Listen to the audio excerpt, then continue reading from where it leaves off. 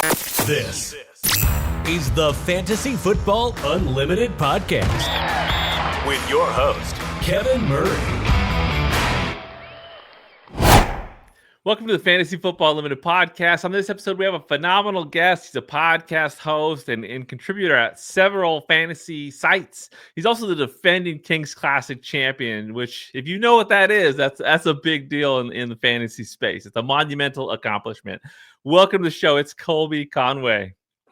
Thanks, Kevin. How's everything going for you, my friend? It's going well. It's going well. I'm excited to have you on here. Love to dive into your past and your journey in the fantasy space.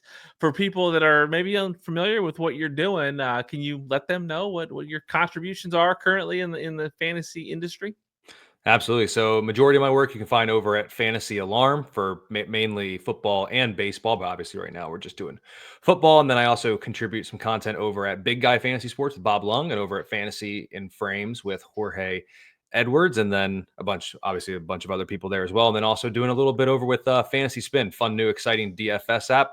Kevin fortunately had you on. I believe it was this past week for the Eagles Commanders game. So a lot of good stuff happening over there too. So those are the main ones where you can find me right now. Right on. Right. We're going to dive into just a little bit more behind the scenes when it comes to content over at those sites later on in this episode. But first, let's talk about your background. Where did your passion for sports come from? Were sports a big part of your childhood? Oh, absolutely. My dad played sports growing up. I believe, if I remember correctly, he was a baseball, basketball, and football player in his time through high school. I did not get the trio of the sports. I did not play football. One of my biggest regrets. I wish I would have. Looking back on it now, but I was baseball, basketball from a very young age. Played a little bit of soccer, but that one kind of fizzled off through about middle school, high school area. But baseball and basketball all the way through high school. Played a couple years of college baseball as well. So as long as I can remember, there's been a baseball or a basketball or a tennis ball or some sort of circular object in my hand being thrown around at some point. So as long as I can remember, sports have been in the picture. Well, yeah, obviously, scheduling this interview, we had to work around your wiffle ball schedule and your volleyball schedule. So it's still a part of your life. I love that. When it comes to this, your sports fandom, who are your favorite teams growing up? Favorite players, just across the whole sports spectrum.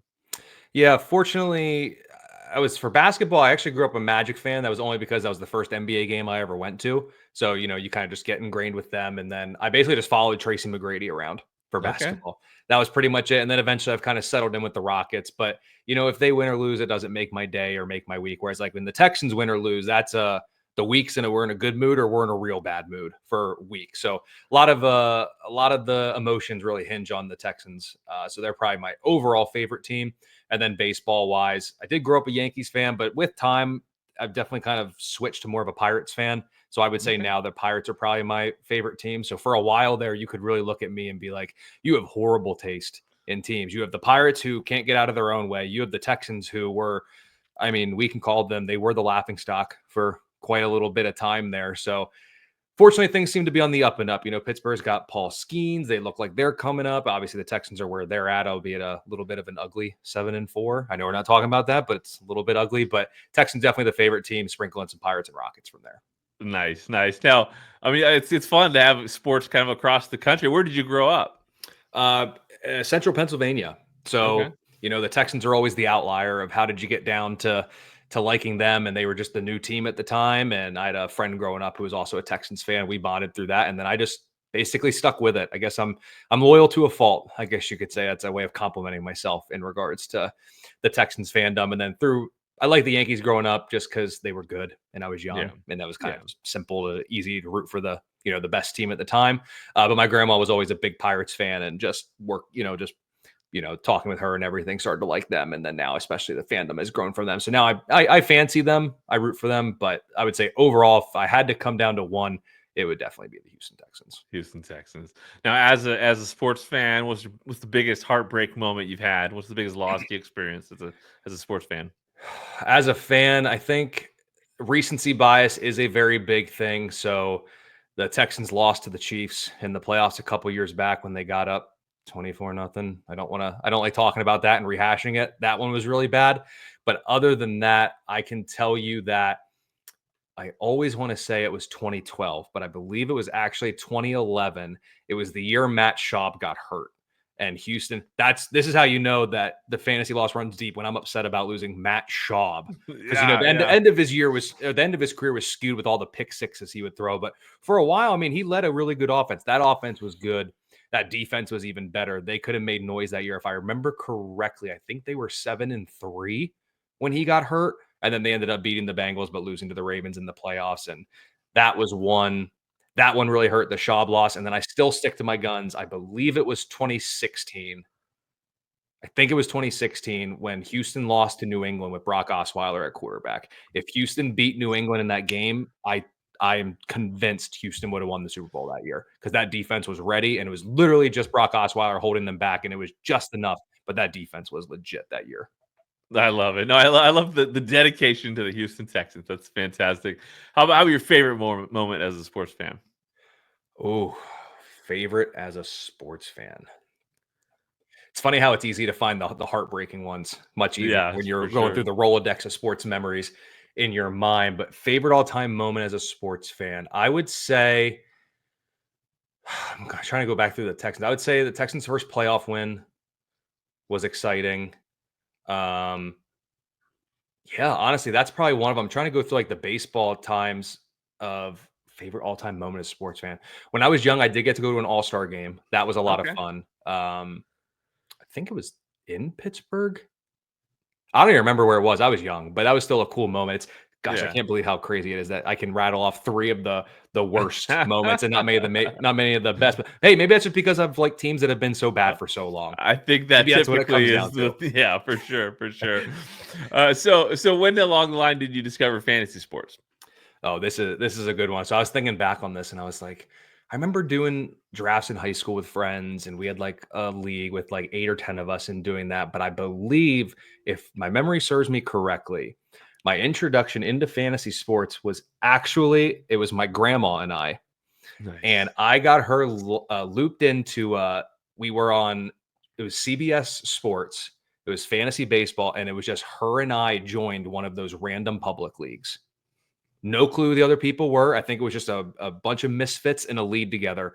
Her and I were basically in the league, and I remember setting your lineup weekly, had to do it. I remember we went on a weekend trip the one time, and we had to go down to the hotel lobby area to like set our lineups for our CBS site. So her and I joined it. I remember like 2 start weeks from Ricky Nolasco when he was, I believe it was the Marlins at that time. But yeah, I mean, as far as back as I can remember, my first fantasy leagues were just random CBS fantasy baseball leagues where my grandma was the only other person I knew in the league. That's awesome. Do you co-manage a team, or you both played in the league? Nice. Nope. We basically, I'd be at my house, she'd be at her house. I would call and I would say, okay, refresh your browser. Okay. Yep. Do you see, I don't remember the naming conventions, but like Fantasy Baseball North American East 0472 with a draft at 7:30 p.m. Eastern tonight. Yep. Okay. Ready? 3, 2, 1, click. Okay. Put your team in, click again. All right. I see you there. Okay. We're good. We're both in the lead together.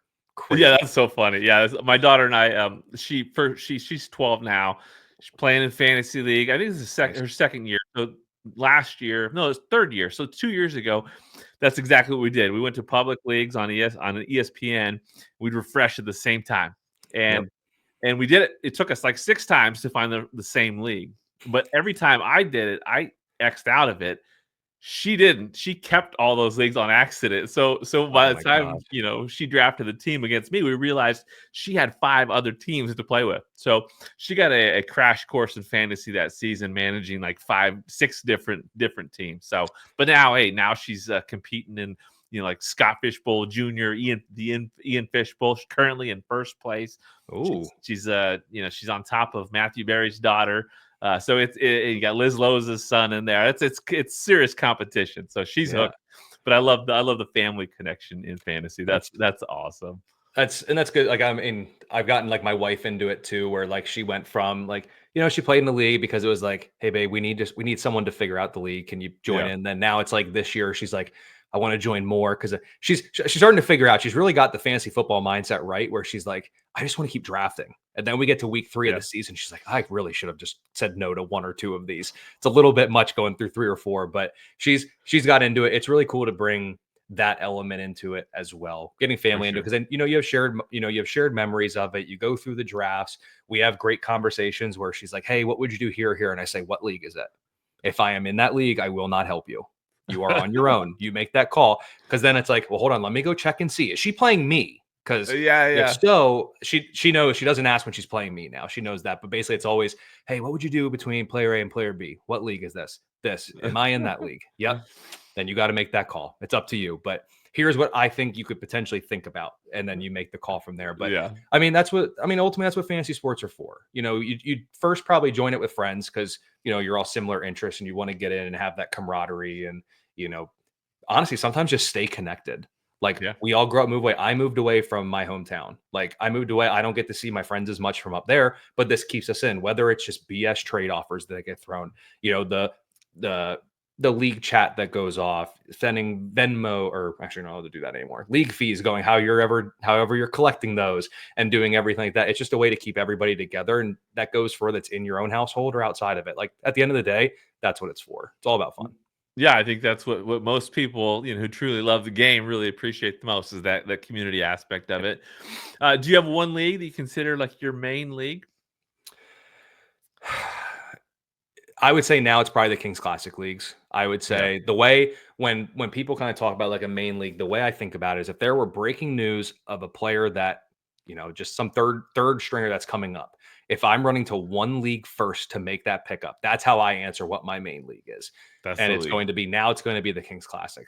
Prior to that, honestly, it was whatever league had the worst punishment for last place. It's like that's the one I'm avoiding, whichever one it is. That could change. That could change by the year or anything like that. Now it's definitely the Kings Classic leagues that we do in Fantasy Football Expo weekend out in Canton, Ohio.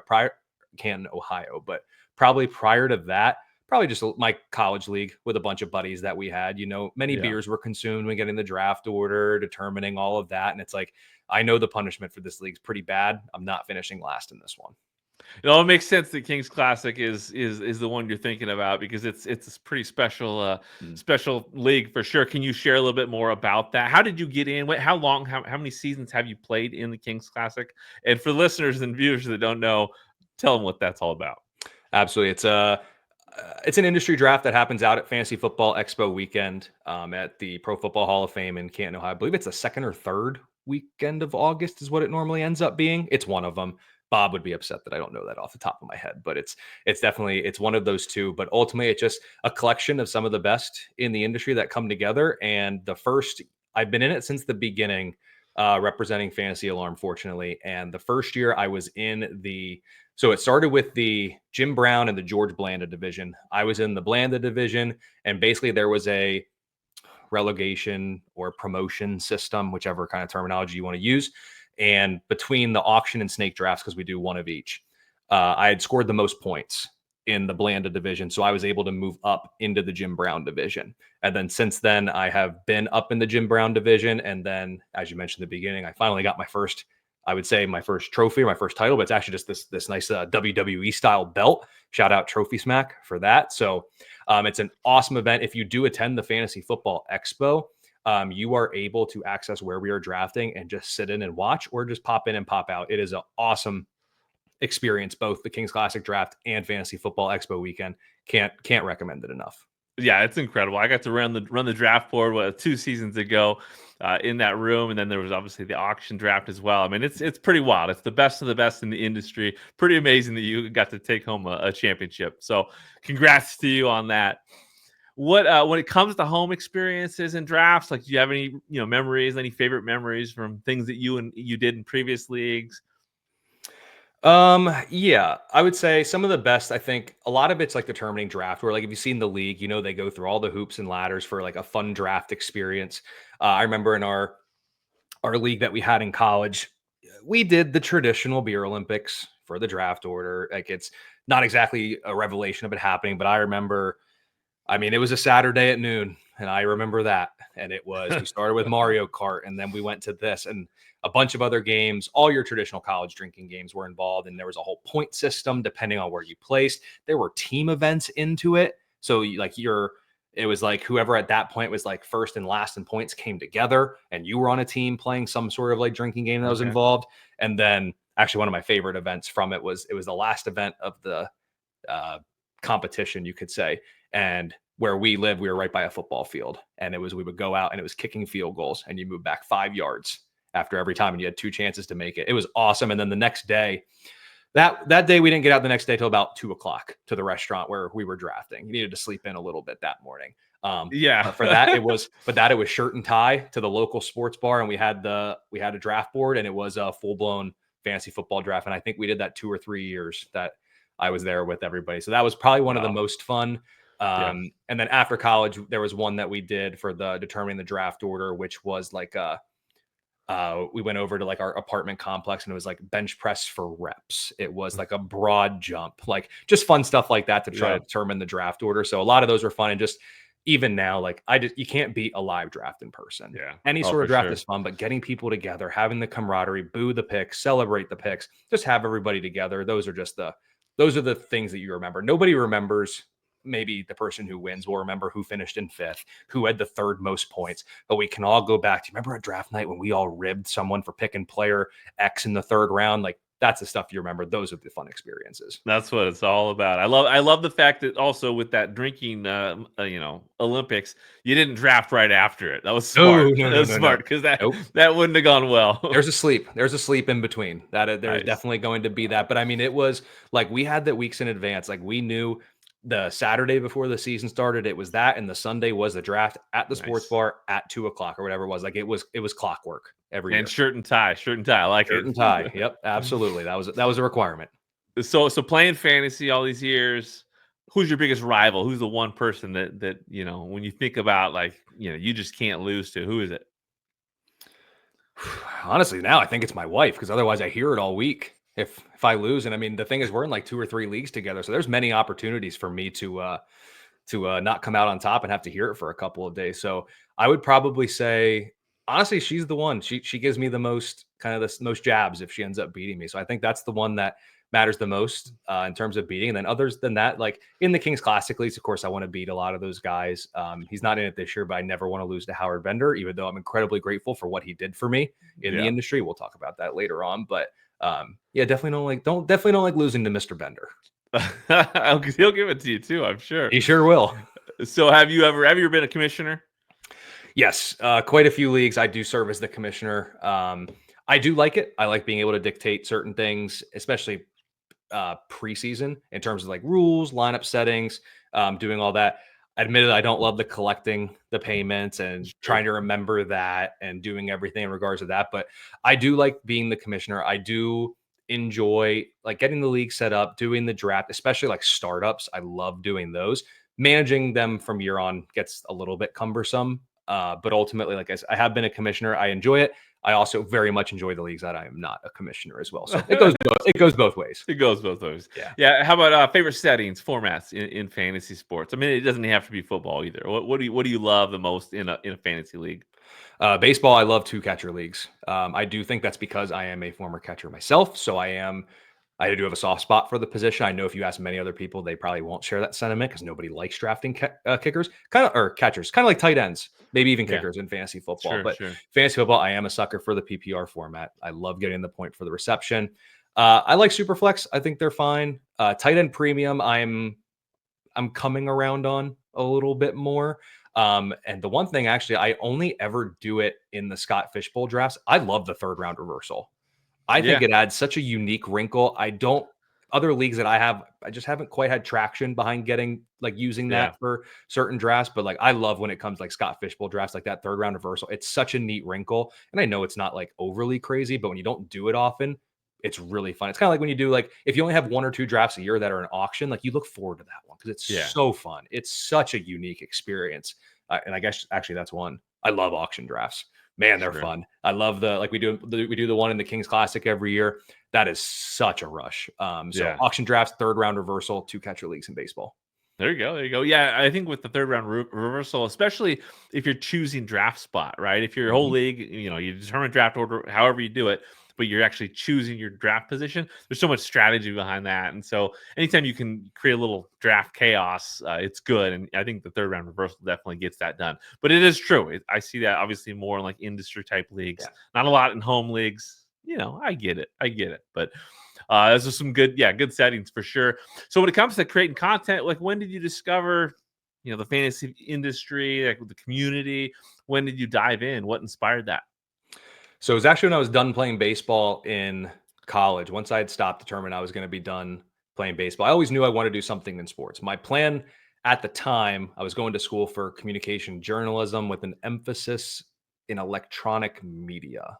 Okay. I think that's what my degree was. I don't remember. It's been a few years, but I'm pretty sure that's what it was. And the plan was like I wanted to get into like sports radio. That's what I wanted to do. I thought that'd be awesome. Ultimately, it never ended up happening, which is why I started creating fantasy sports content and doing podcasts because that's kind of like it scratches that itch, but I can make my money doing full-time job and everything like that. So it was 2014. Actually, a guy on my team, I think he followed Howard Bender, or followed Fantasy Alarm, but he saw a post. Well, actually, it was then a tweet from Howard Bender about that they were like looking for writers and everything. So I ended up like making a Twitter, reaching out and talking to him, sending some samples, and he brought me on board. And I kind of just started from there back in 2014. So actually, this past September, I think was actually my 10th year with Fantasy Alarm. I wasn't doing articles the entire time. Like I started with like note shifts back when like those were a thing, and then worked into articles, then got into some podcasting work. But I'm pretty sure it's been 10 years with Fantasy Alarm, which is crazy. That's amazing. So yes, 10 years with Fantasy Alarm. When did you start, branching out and doing some other things? This is the first year with Fantasy and Frames that I've done content for them. I've joined a lot of their stuff as guests before, but first time I was like, hey, let me do something regularly for Fantasy Alarm or for Fantasy and Frames. And then with joining with Bob Long over at Big Guy Fantasy Sports, that's got to be at least 5 years. I actually don't remember when that happened, but we'll say well, I guess it would have been around the time that the expo and stuff started. So that was probably 2017, 2018. So maybe 6 or 7 years. But just really fortunate for the opportunities that have been presented to me with like that happened. A buddy of mine seeing a post from Howard Bender, reaching out, sending some samples, him taking a chance on then I don't even know how old I was. I don't even think I could drink then. A 20-year-old, like a 20-year-old washed up college baseball player with no writing experience outside of like school projects, just like taking a chance on me. And like, I'm just so grateful for that. And then the connections from there, which is probably one of my favorite things about the fantasy industry, right? Is like going from there and getting in touch with other people. Now I get to go like at the Fantasy Football Expo. I have like people that like, that's the only time I see them. And like, otherwise I never would have ran into them. I never would have talked with them. Like aside of like, oh, like here's Kevin's. I think we met 2 years ago when you were doing the draft board for the One Kings Classic League. And it's like, otherwise you would just be a guy in this little circle on my social media account. That's like, we all say like, oh, I know him. He's a friend of mine because you've liked a couple of my posts and I've retweeted a couple of yours. So like, it's just such an awesome industry to be a part of. And I'm just so grateful for the opportunities that have presented themselves to me. And that honestly, people just continue taking a chance on me or just took one in the beginning. Well, talk about Fantasy and Frames and that crew over there. Cause I mean, that's some great people over there for sure. Talk to me about your experience thus far with those guys. Yeah. I mean, Jorge, obviously he runs the show over there and he's one of the nicest dudes in the industry. Like, I don't think there's any other way to say it. And I might even be understating it by saying that. I know most of us probably have met and interacted with Jorge. I remember meeting him and one of the Kings Classic, like early on, it might've been like the second or third year of it, but he was in the draft room. And Bob introduced him. We all went over, I got to shake his hand, talk to him. And then just basically it was one of those things where like the next year at the expo, I recognized him. We talked a little bit more. Then you get brought on to a couple of shows that they do. Then you come on a little bit more. Then you see him at the expo again and you talk. Just a really great team over there. A bunch of people. I mean, I don't even want to go into names because I know I'm going to forget a bunch, but there's a lot of awesome people over there. Great content, even better people. So, and they have a good presence every year at the Fantasy Football Expo. So if you ever go, you almost every time you turn just a little bit, you probably see someone that is involved with Fantasy and Frames and some other sites. So it's a great group. I couldn't say any nicer things about them. Yeah, they definitely represent well at the expo for sure. We'll talk a little bit more about the expo in a bit, but talking about Fantasy Spin again. This is kind of a new thing out there in the fantasy space. I had a blast being on your show last week. I talked about that. Share a little bit about that format and how that works because it's exciting. I love it. It's awesome. It's basically, if I had to stream it down to a nutshell, it is just fantasy DFS meets slots. That's probably the best way to describe it. It is awesome. It's a new DFS app. It used to be Better Fantasy, than they were acquired by Fantasy Spin. So basically what will end up happening is you can follow them over on X at Fantasy Spin, but basically you will spin a lineup. You'll have a quarterback, tight end, 2 running back, 2 receiver, 2 flex.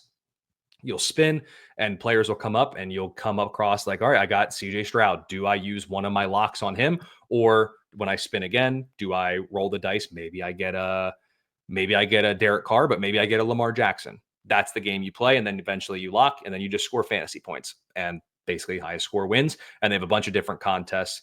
Really great group of guys over there doing a really cool thing in the daily fantasy space. So yes, follow them on X at Fantasy Spin, and also download the Fantasy Spin app. It's a lot of fun. You play for coins, you can play for cash. I highly recommend it. So much fun. It has worked its way into my weekly staple, or my recurring characters in my basically weekly fantasy football schedule. I love it. Yeah, I know it sounds like you're doing a lot of great stuff here. Can you talk to me about some of the challenges you faced? Anything along the way it's been a challenge for you, kind of getting, working your way into the fantasy community? Yeah, I think the first of which is time, right? I mean, for a lot of us, we have full-time jobs, you have families. I don't have any kids. I do have a dog, but you can get by with, just, get them some food. You're a little late, it's okay. Time is definitely the biggest factor. Like there are certain times where it's like, hey, you're contributing to a lot of sites. You want to put out as much as you can. You want to do things, but it's tough. Like sometimes it's like, hey, some of this takes a lot of time to research. Like there's so much information out there.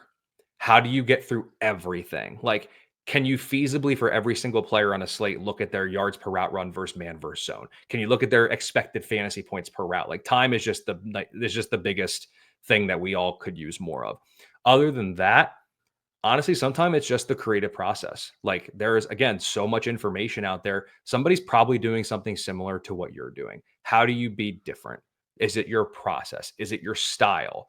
Because a lot of us pull from the same information. Like if I were to say, hey, the 2 sites, if you 2 or 3 sites that you use to research for your sites for any information that you do, we would probably have similar, at least 1 or 2 are probably similar. Like we can all pull from the same information, but in terms of like how you deliver it or your process, like, is it your article concept?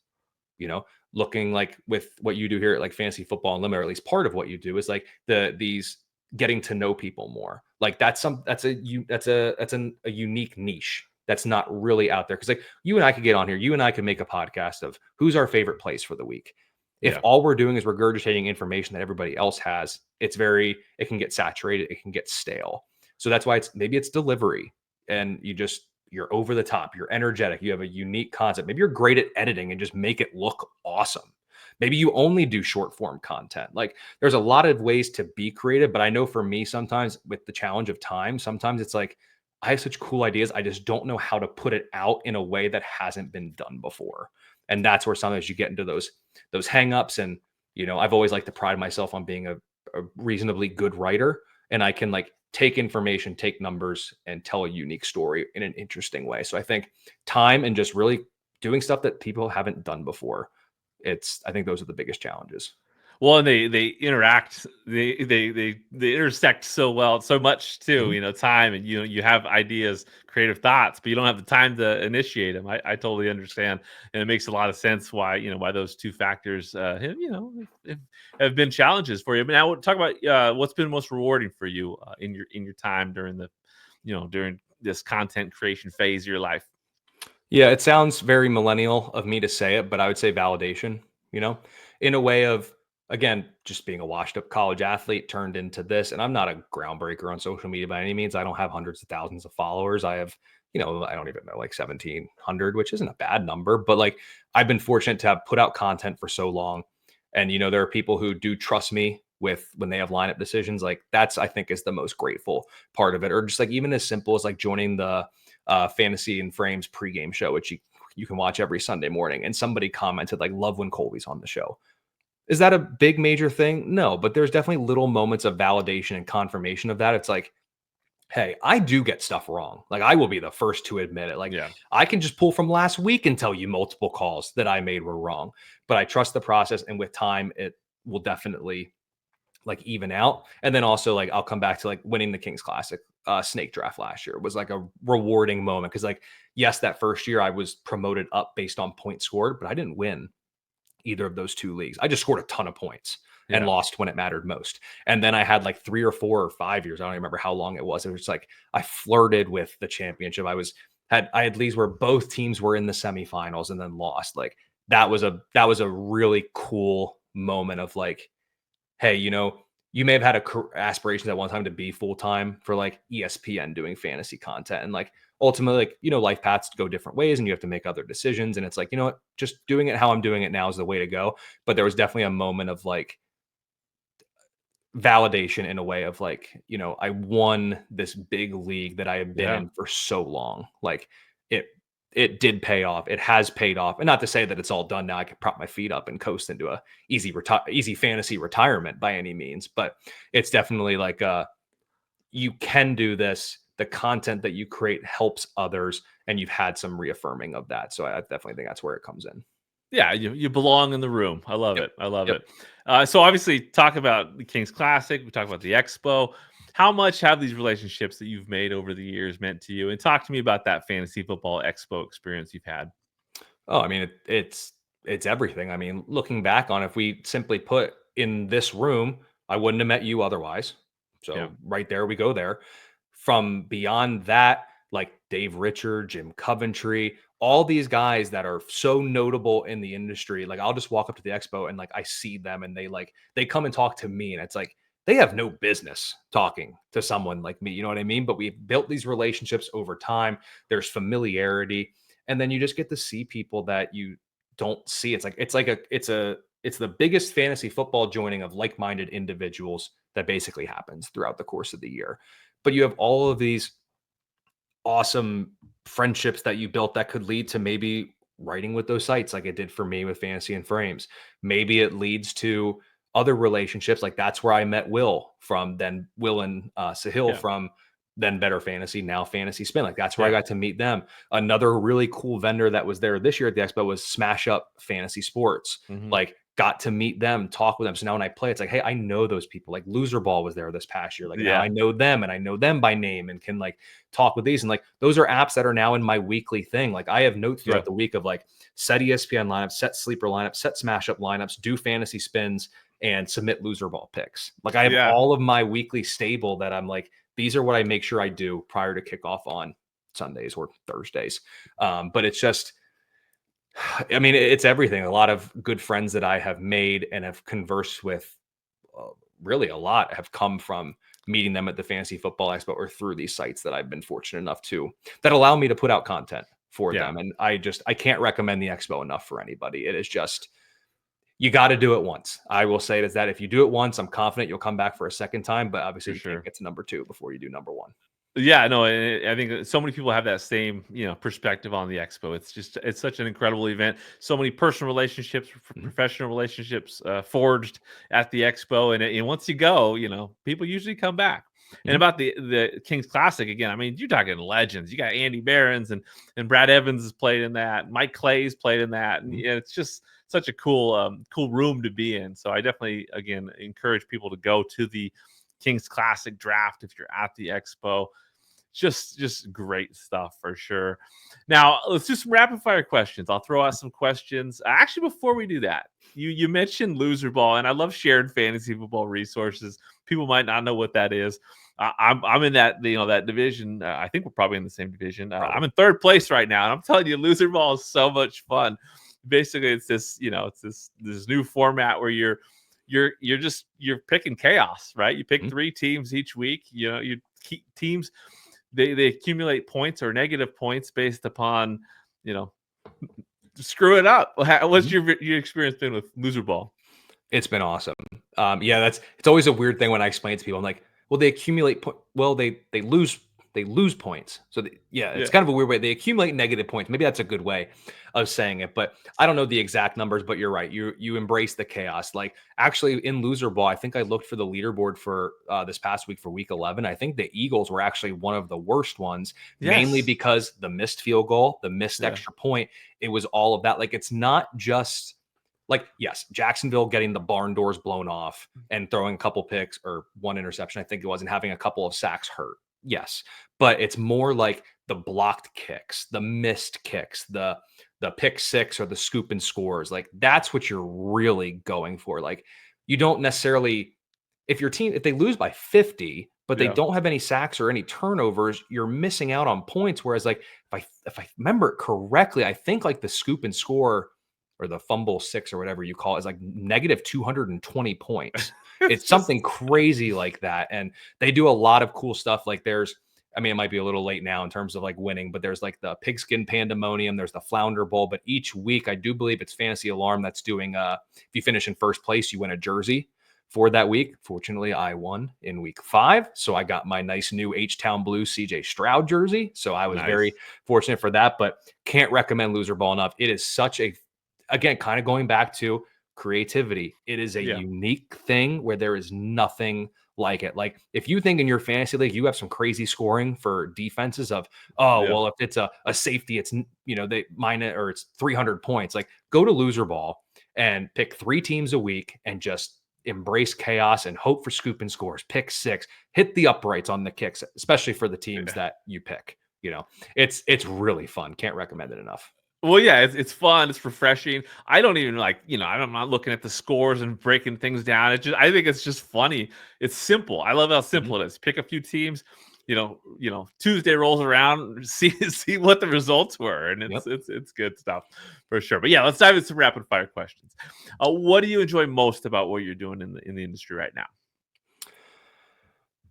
I love just getting into the research. I love getting into the numbers, whether it's yards per route run against different coverages, slot, cornerbacks and slot coverage, whether it's, explosive run rates. I love just diving into the numbers. And it's one of those things I know time is like the biggest challenge, but I love getting carried away with how long it takes to I'm down this rabbit hole of which Lions receiver is better against zone. Okay, if it's not Zoe about cover 3, what about specifically cover 3 and like getting into the nitty gritty of that?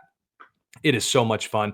It is very time draining, but it is awesome. I love getting into it because ultimately, and this might sound selfish, but all the research I do for the content that I put out does also selfishly help me. I will be honest. So it's definitely like I guess kind of a help me, help you type thing where it's like, I'm diving into this. I want to give you the best information. And if I happen to benefit from it too, because many of these guys I'm talking about, I do have teams. I'm in like 15 leagues. I'm bound to have some of these players somewhere, at least in theory. So I love getting into it, looking at the research and just diving into the numbers. And that's multi-sport fantasy analysis too. So you're definitely diving in when it comes to touching all the the spots that you need to. What are your favorite hobbies and activities outside of sports?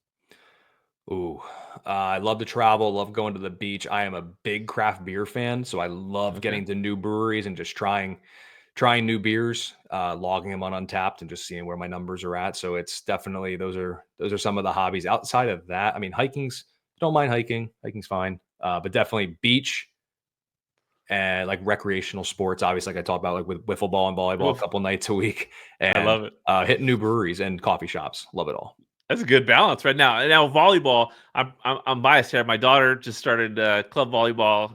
Last night, first practice. She played school volleyball for a couple of years. Mhm. Do you have any background with volleyball, or is it just picking up a sport No. as an adult? No. I mean gym class, but I don't know if you can Yeah. really count that. Like the way I describe it is, how like when you play like college football games or just, when you hear college football in general, when there's really athletic people coming out of high school, but you don't quite know what position they go at. So you kind of just put the ATH next to their name for athlete. Yeah. That's pretty much what I am out there. I Mhm. don't know fully what I need to be doing. Like I understand there's the bump set spike and I know how to get points and do stuff like Yeah. that. But there's the little nuances of like when we play wiffle ball, just like I played baseball growing up. To ground ball to the left side of the infield, it's a small field. So as the right fielder, I end up, if whoever's there, like I'm naturally like, okay, you're probably drifting behind first base as the backup. When it comes to volleyball, I have no clue about where I need to be. It's like if I kind of like look around, I'm like, well, it seems kind of open there. So I guess I'll kind of drift over there. I have no clue about the intricacies of it. Like I can jump a little bit, kind of. I can sometimes spike it well. But a lot of times I'm just out there. I just kind of dive around because I can be athletic and hit the ball, but no prior background. My wife played college volleyball. which Okay. is a bit of a stressor because it's like she knows exactly what needs to be happening and I have Yeah. no clue what's going on. I'm just like, hey, next break I can go get a sip of my beer over on like the side. Okay. So like, let's Okay. get some points here and build up a lead so I don't screw it up for us. What are the wiffle ball? Like if you have like it's like organized wiffle Mhm. ball. Like I need to know more about this. Yep. Organized wiffle ball. You play 8 people in the field, I think.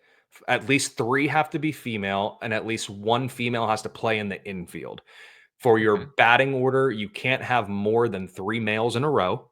You have to have a female to break it up. And it's a full blown like little field. There's a green monster in right Okay. field that's a little bit higher, but then it's full bore like traditional baseball rules. You can do the peg, like you hit them with Yeah. the ball and they're an out just because of like stuff like that. But no, it's a full blown coordinated thing. Every Thursday nights, you play 7 innings, and you usually get the games in about 45 to 50 minutes.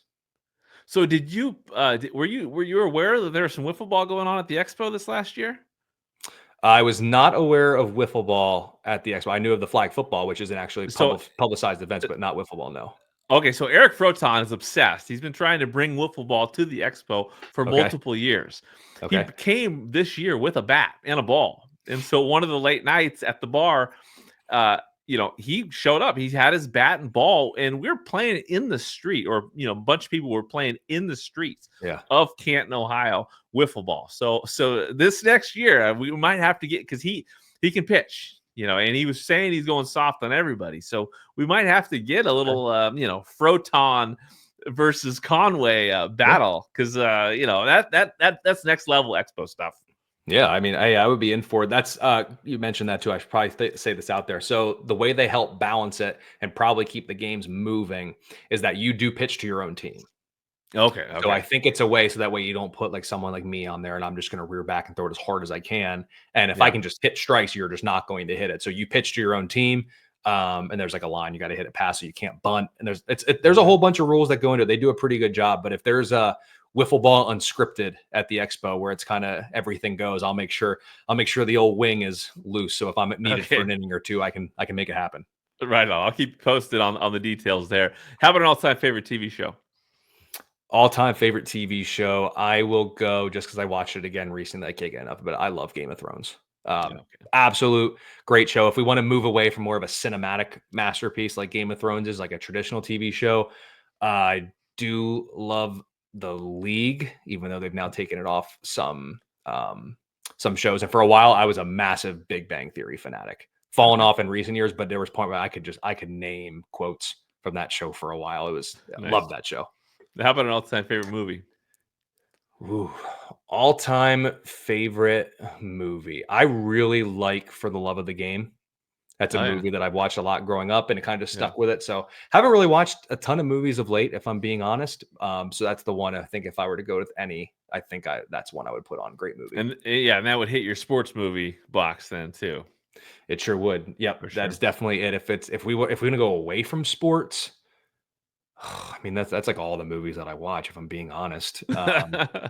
Yeah, honestly, I don't even know if I could. I don't even know if I could come up with a It's non-sports gonna movie. be the Game of Thrones movie when they come out with that. Maybe as long as they don't screw it up too much, like many people think of the Yeah. final season there. But oh my gosh, a non-sports movie, I'd have to really think about that. But it would probably every movie I think of, I just keep coming back to sports. So yeah, let's pass that one. That's all right. How about a favorite band or artist or musician?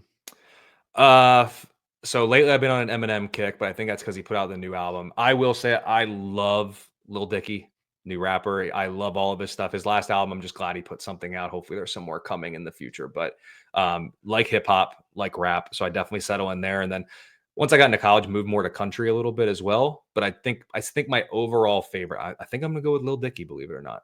Okay. Best vacation you've ever been on? Who I love when my wife and I honeymooned in, I always forget if it's Cabo or Cancun. It was one of them, but it was awesome. We did multiple like experiences. That was my first all-inclusive restaurant. Okay. Or Probably more on the can. What was the color of the water? That'll give it away. Was it? it was a very nice blue. Yeah, that's Cancun for sure. Okay. Then I think that's what it was, but that was my first all-inclusive. I hit French toast every morning. I was having Yeah. Miami Vices, strawberry daiquiris, pina coladas throughout the day, settling in with beer and wine at night. And it was just like, I'm worried. Like, we just got the menu. I was like, I don't even like this, but let's just get it. Who cares? We're not paying for anything. Like, Yeah. we've already paid for it, obviously, but Yeah. No. that was the first all inclusive. And now I'm spoiled. I'm like, hey, if we're going all inclusive, like there'll be Yeah. times I'm always like, oh, we can go into town. I was like, no, we are not leaving. Or if No. we do, let me eat first. Yeah. Load Yeah. up, then we can go out and do what you want. But we're back by dinner time because we got Yeah. reservations at this place that I've been looking forward to all week. Right on. Yeah. The all inclusive mindset it's amazing because of course you pay for it, but you're not thinking about it, and you're on vacation. You want to have a good time, so I think that's great. How about a bucket list travel item, destination for you? Believe it or not, it was up until this year, but it was Houston. That Oh, was where I really? really wanted to go, and we finally got to go this year. Got to see a game at Nice. NRG, so that was the main one that took the most precedent in terms of where I wanted to go. But now that list or that bucket item has been checked off, I would say in the United States, I would love to go to Nashville. Yeah. That's probably pretty attainable, like because we Yeah. live in North Carolina, so that's relatively attainable. Other than that, outside of the States, I don't really we have some trips planned up that we're going to, but really just the biggest one I had was Houston. I know that's like so like small level with the whole world that's out there. But okay, bucket list. I would love to go to Germany for Oktoberfest. Okay. That's good. However, my wife is gluten-free, so that might not be the best place that we can go. But hey, this is my bucket list, not hers. Yeah, So exactly. I would love to sneak out there for that. No, and I think that's a great one. I've never been to Nashville. I've always wanted Oh, to go. I well, think perfect. that'd be a great time for sure. Yeah. So at this stage, what are you most grateful for? Oh, I guess it is right around Thanksgiving, I guess. So that's a very well-timed What are question. you most thankful for? Yeah, exactly. In terms of being grateful, I'm just grateful. Like I kind of said it here, but just for the opportunities that have been given to me, people let me pen articles or put my face out there, and just in regards to that, and then others just trusting me with like, especially if we're gonna keep it to the fantasy football realm, like people just asking questions that they care for my opinion for. Like at the end of the day, I'm just a regular guy, just like everybody else. And the fact that you're asking me for my opinion is just so cool. Like, I just think that's awesome. And just seeing like everybody, like even when I went to the Scott Fishbowl draft in Charlotte this year, just being Mhm. around other people that are like all different, like, nope, we don't produce content, but I'm just here. I drove up for this, or like others that are like doing for more than I am in terms of writing. Like, I just think it's so cool. I'm grateful if we're going to keep it to the sports realm just for the community, the fantasy Yeah. football community, and just that goes beyond the content creators. Anybody who has a team, like you're a part of it. Like it is Yeah. truly awesome. And then outside of sports, still kind of related to the fantasy football community. That my wife lets share some of her time with me to allow me to jump on podcasts, to do recordings, edit videos, take time writing articles. Let me dive into the man versus zone breakdown of wide receivers when I'm doing my writing for the DFS wide receiver coach over at Fantasy Alarm. So much to be grateful for. I can't say it enough. I love it. Now, as for actual football, season's flying by. At this stage, what's your Super Bowl prediction? Yeah, the homer in me wants to say Houston makes it from the AFC side, but I'm going to go away from the heart and go with my mind right now. I think it is going to be Lions, Bills, and I will say that the Lions will win the Super Bowl. I think that's a dream matchup for just, the country, right? I think it's two teams that you could both kind of get behind. I mean, Lions, I think would be amazing Mhm. story. But Josh Allen, the Bills, they've been fighting forever. Unless you hate those teams, it's hard not to root for both of them. So I like that pick. It definitely makes the most sense at this time. Yep. But obviously, Kansas City in the playoffs, you just never know what they're gonna rise up for, Unfortunately, right? Right. unfortunately, But even if it's Detroit, Kansas City, well, then you got the whole world voting for Detroit, which could be fun too. In the future. Houston, the time's gonna come. When it's are the coming. Houston Texans gonna win a Super Bowl? The window's open. I would Okay. say I'm not ruling out this year because if they can get hot, like that defense is ready. The Yeah. defense can win a Super Bowl.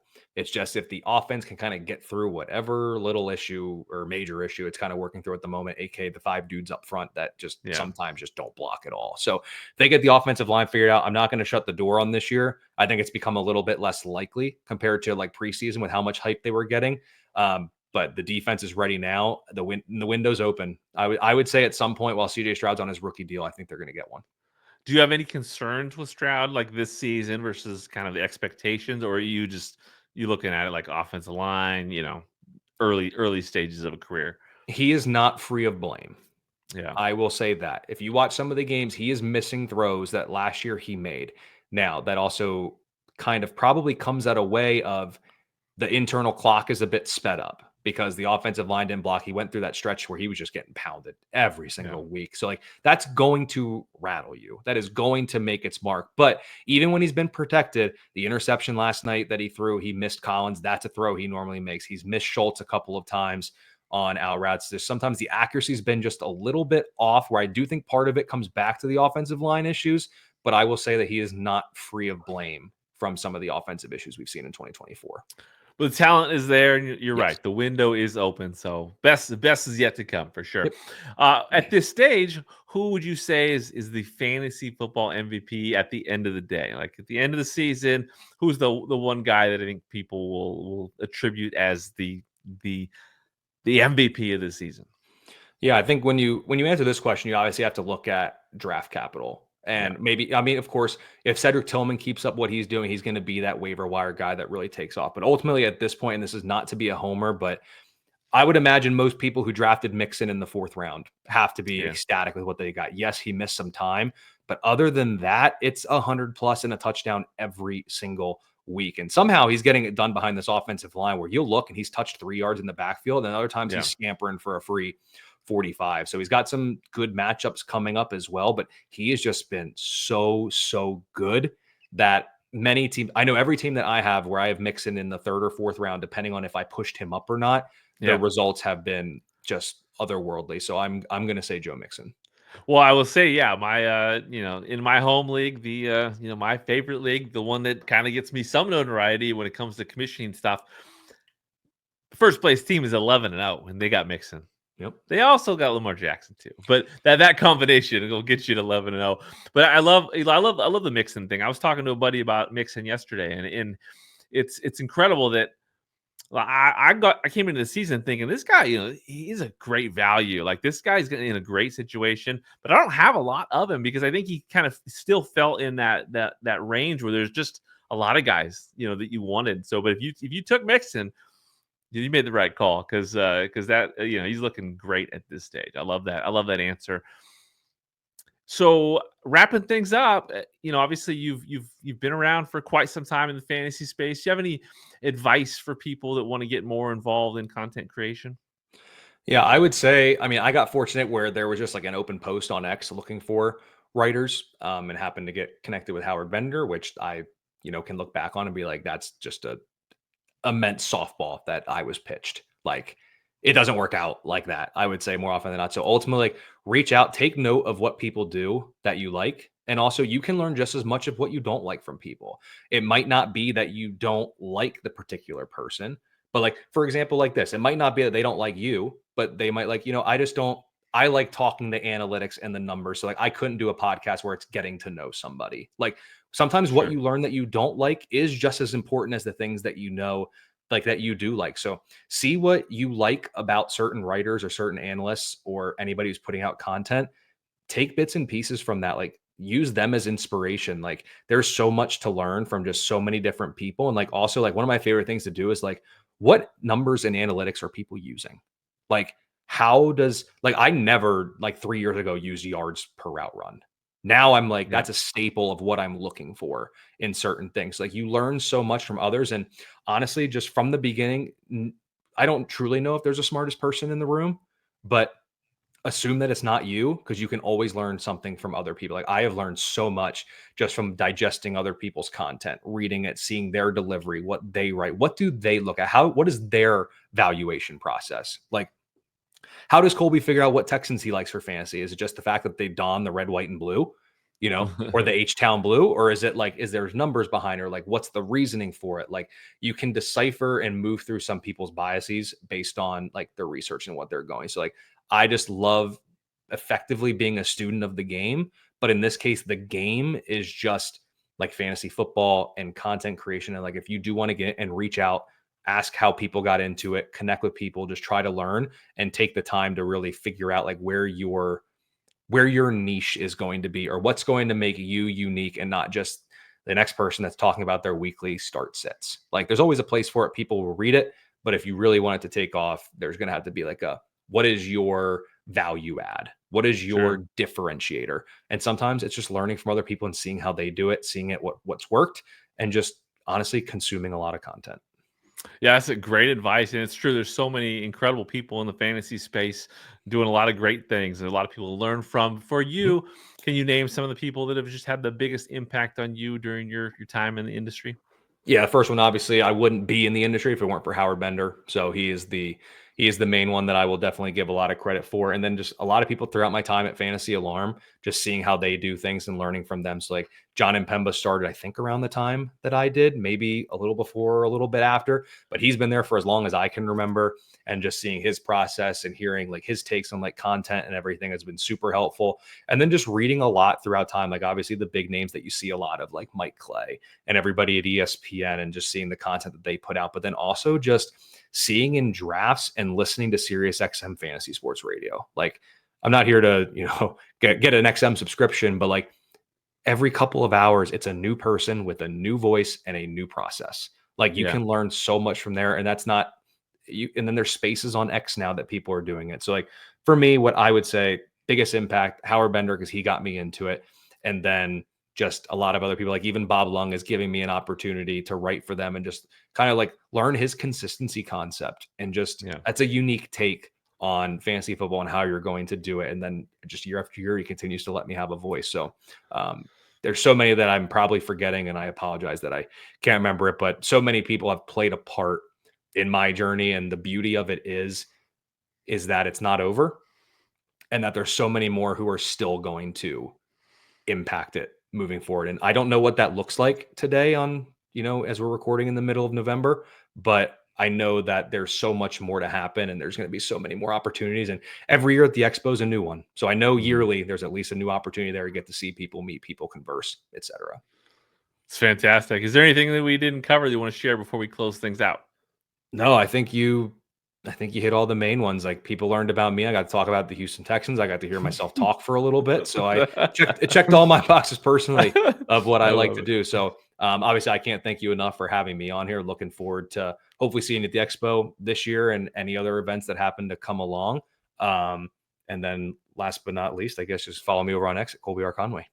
There you go. Colby R. Conway on X. Are you on Blue Sky these days? I have not gotten over there yet. Haven't created it yet. I know there's a lot of great benefits to it, that it's like there's some, we don't have to get into that, but there's some good stuff, I guess, happening over there in terms of like engagement and numbers and everything. So it's clean. I would say there's definitely an element as an aspiring creator too, to be everywhere and anywhere, I guess is a good way of saying, because what do they say? The best ability is availability. So there you go. Well, thank you so much for joining me on this episode, Colby. It was an absolute pleasure having you on. I can't wait to see what's next for you in 2024 and beyond. And I can't wait to see you at the Expo, my man. Absolutely. I appreciate it. Thank you for listening to the Fantasy Football Unlimited podcast. Until next time, be sure to follow and subscribe to all of FFU's social media accounts for daily content.